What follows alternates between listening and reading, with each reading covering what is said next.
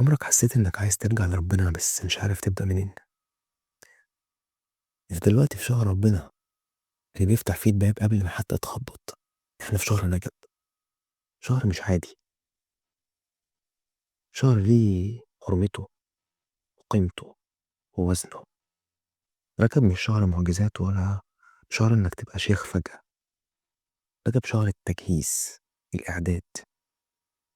زي واحد دخل امتحان بسيط ما ينفعش يصحى يوم الامتحان يقول يلا نذاكر. رجب هو إنك تفوق، وشعبان هو إنك تتدرب، رمضان بقى هو إنك تعيش اللي نفسك كنت تعيشه من زمان جدا. عارف المشكلة فين؟ إن في ناس فاكرة إنها بعيد قوي، وفاكرة إن الذنوب كتيرة وإن الرجوع صعب. بس الحقيقة إن ربنا هو اللي خلقنا وعارف ضعفنا وعارف إننا بنقع، وبرضه فاتح لنا شهر زي رجب عشان يقولك لسه في وقت. عارفين إيه أحب الأعمال إلى الله في شهر رجب؟ التوبة بجد، مش كلام، ده قرار.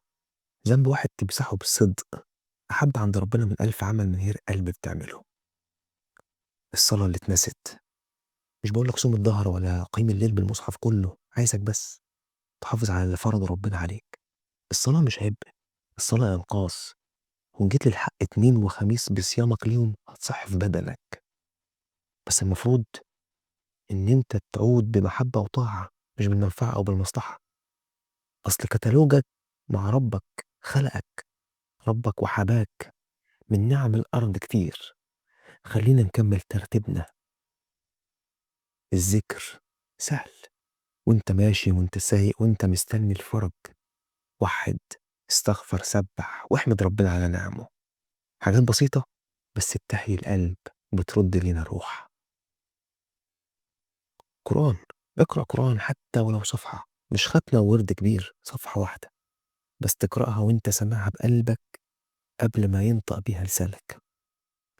ونية صادقة، قول يا رب أنا ناوي أتغير، حتى لو قاعد هرجع لك تاني.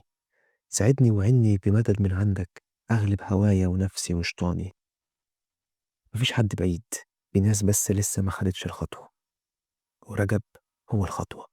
مش مطلوب مني ولا منك نبقى ملايكة، مطلوب مننا نكون صادقين مع ربنا.